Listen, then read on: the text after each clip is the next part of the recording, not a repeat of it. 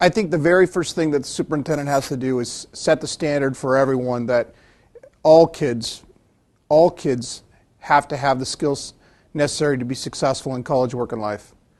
And that the urgency for that task cannot be underestimated.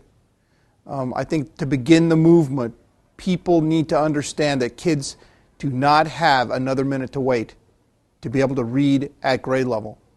So to begin with, the coherency of the message from the district level all the way through the system has to be, it's about all kids, not some kids, not a few kids, and not most kids.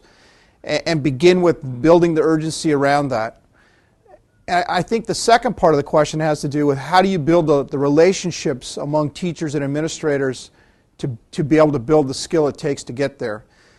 And I truly believe that everybody in the district has to become co-learners, lead learners.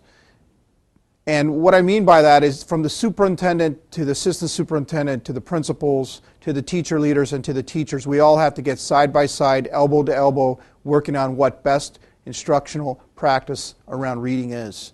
And when we become teammates, the competition for who does better or who didn't do well dissipates.